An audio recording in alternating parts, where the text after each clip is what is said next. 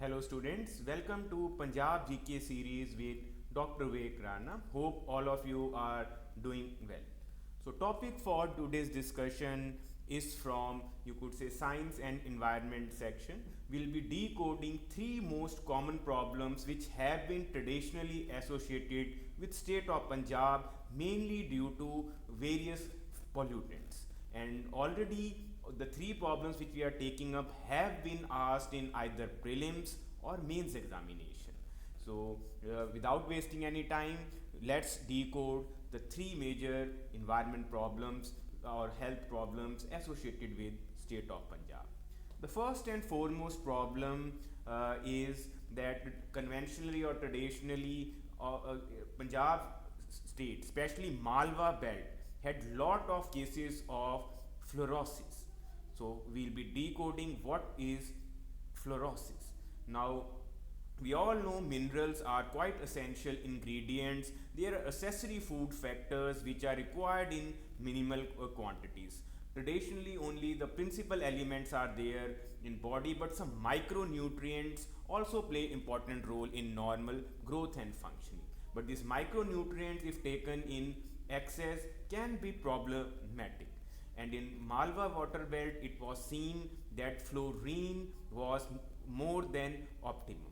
So before moving to the harmful side of fluoride, let's just discuss what are the positive side. Why fluoride should be present in your drinking water? Because we see lot of advertisements highlighting, you could say, fluoride toothpaste as well. So if we look at the structure of tooth, there are three main layers. Outermost layer is known as enamel.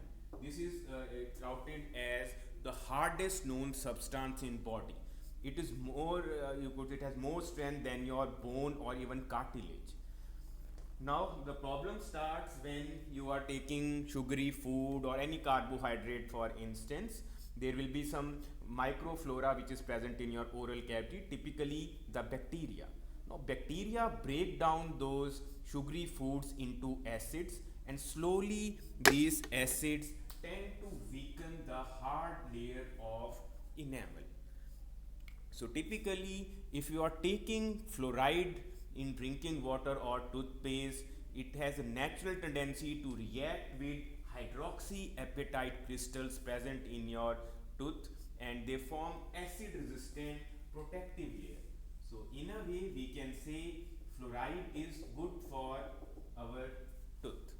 So there is no harm in having a water or a toothpaste which has adequate amount of fluoride, because in a way it protects our teeth from dental caries. Caries in local language we say that there is a कीड़ा आपके की दांत पे लग गया है ना. So you have to understand, generally in younger children also, when there is a high risk of caries, such fluoride toothpastes are recommended.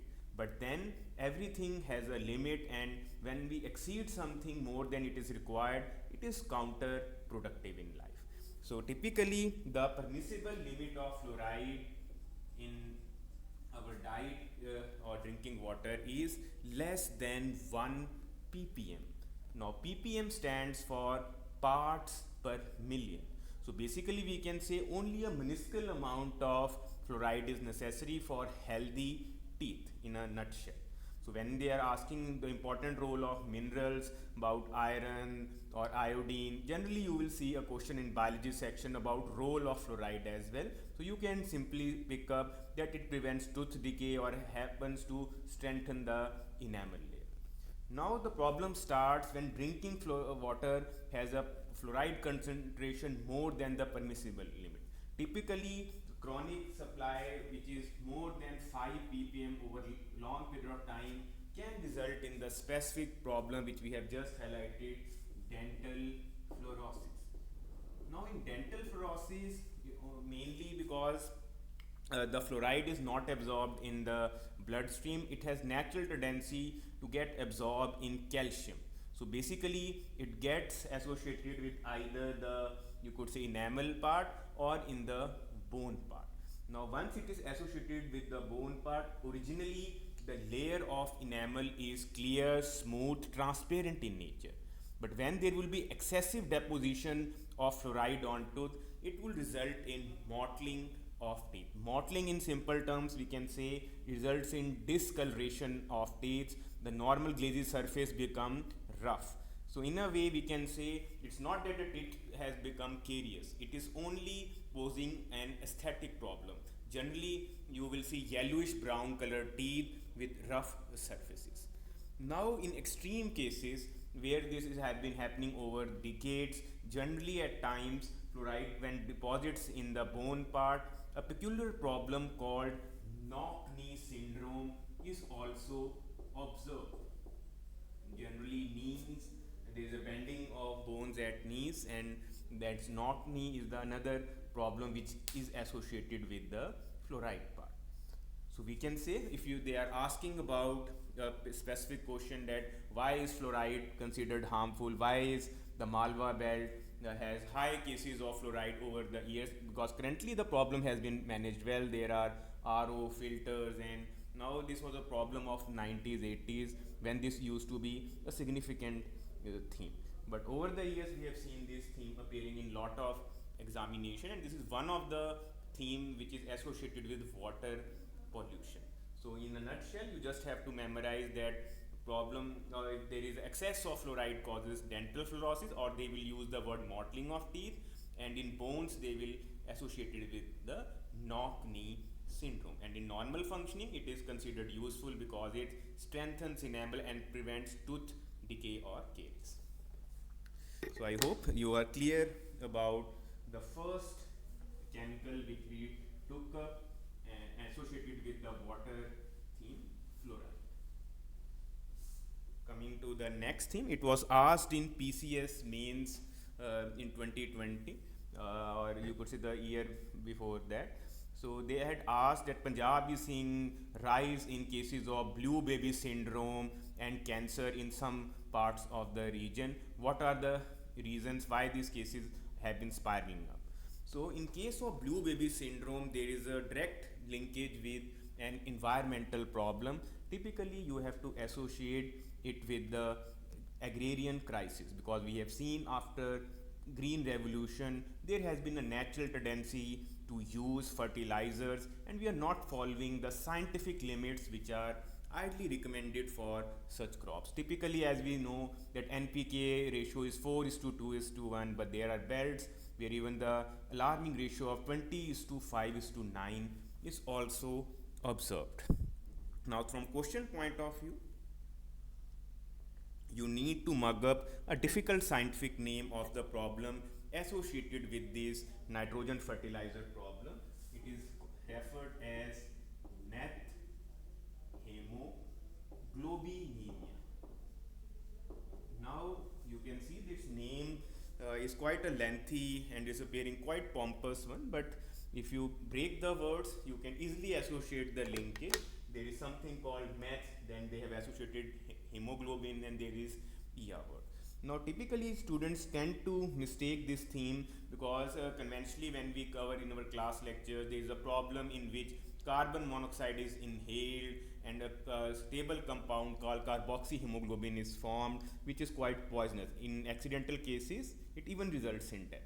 So at times if you have not gone through this topic, lot of students tend to associate this problem with the inhalation or ingestion of methane.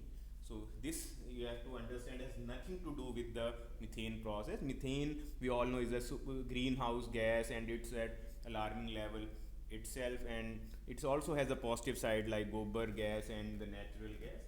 But here the problem starts when the agriculture subsidies are given and these nitrogen fertilizers are the main input which are required for crops. So at times when we overuse it, plants tend to take only the desired amount, and rest of the nitrates tend to enter the water bodies, and from those water bodies or through crops they tend to enter human alimentary canal.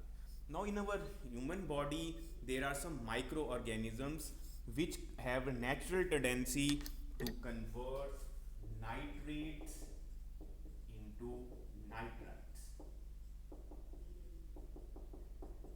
Now this nitrite is once again a compound which has a natural tendency to to combine with the hemoglobin, and here is where the problem starts. Nitrite will combine with hemoglobin in blood to form this compound methemoglobin. So you have to understand, when the question is being asked about methemoglobinemia, you have to just focus to the keyword that it's the nitrogen fertilizer or typically nitrates, because examiner, since in the journalist exam, they may not, you don't have to wait for the exact nitrite word. If it's given, well and good, but otherwise you have to just link methemoglobinemia with nitrogen fertilizer or nitrate or nitrate. It's totally acceptable. Now, methemoglobinemia is a typical problem which is associated with the respiratory system. Already we have seen that in NCR region there are plethora of respiratory problems due to stubble burning issue and other, you could say, culprits. So it only aggravates further, because it's seen in adults, it causes breathlessness, but the real complication is seen in infants. In infants, it can result in cyanosis. Cyanosis is nothing but bluish discoloration of skin, because there is drop in oxygen, because normally oxygen had to combine with hemoglobin to form oxyhemoglobin, but when nitrates enter or nitrites enter, they become natural competitors and don't allow oxygen to combine with hemoglobin. So eventually you will see that the oxyhemoglobin is not formed, and in infants it could be lethal as well. So that is why this disorder in infants is touted as blue baby syndrome. So make sure you are clear. When in mains question, you can look at the previous year as well. In that theme, they expected you to link this problem with agricultural fertilizer misuse or overuse, you could say, and how we are not making the right use of our resources allocated. And we need to understand that excess of anything is typically a pollutant. It's not only harmful from environment perspective, but it is also come back to you in some health form, one form or the another. So basically this is a quite important theme, and it's a easily theme in which lot of mistakes can easily be induced. So we have two major themes covered up: fluorosis and methemoglobinemia. The third theme is a light one, which we come to associate with the cancer problem, because we have seen lot of regions in Punjab have notorious being emerging as the cancer belt regions of India, not only as Punjab but of India. And even though reasons of cancer are multiple, there is a specific branch which deals with the study of cancer, which we call oncology. And in cancer, in simple terms, can be defined as abnormal, you could say, uncontrollable cell division resulting into a neoplasm or tumor. Typically, uncontrolled mitosis results in a lump of mass, and initially it is localized, which we called as benign. Eventually, over a period of time, it might spread or penetrate to some nearby tissue, and once cancer spreads, it is described as metastasis, and it turns into malignant tumor. And this is where the prognosis of patient chances becomes poor. It is always advisable that cancer should be diagnosed early and treated timely with the basic technologies available. There could be a surgical excision of that uncontrollable, you could say, lump of mass or tumor, or you could use the radiotherapy or chemotherapy. Now coming to the chemical part, the most common chemical which is emerging as a culprit in case of Punjab is arsenic. So make sure whenever a question is being asked about arsenic, what are the potential problems it may pose, you have always have to associate it is a carcinogen. Typically the term carcinogen is associated with any agent which can trigger cancer in an individual. Though there are many themes which can be touted as carcinogen. It could be a physical agent like gamma rays, X-rays, or some chemical agent, just we have mentioned that you could say this arsenic, or you could say benzpyrene, which is in tobacco smoke. Similarly, some viruses are at times also associated, but it may cause mutation. But typically arsenic in water supply has been one of the major problems. At times uranium belts in deep waters, when they are being digested, are also associated with the problem. Now, apart from being a carcinogen, there are some specific terms which are also associated with arsenic problem in India. So make sure when you are preparing arsenic, don't just limit it to the cancer word or carcinogen. Arsenic is also associated with arsenocosis. Now this term is rarely asked because it's quite associatable, like that, because that occupational hazard like silicon is called silicosis or asbestos causes asbestosis. So rarely examiner will ask that arsenic causes arsenocosis. Typically they will confuse it with the peripheral vascular disease, or they might use the exact term black foot disease, because there is a similar disease which is known as athlete foot, which happens to be a fungal problem. But the black foot disease is a severe problem associated with the arsenic. So make sure you are clear about the various chemicals which are producing or are the ones which are related with the health problems in Punjab.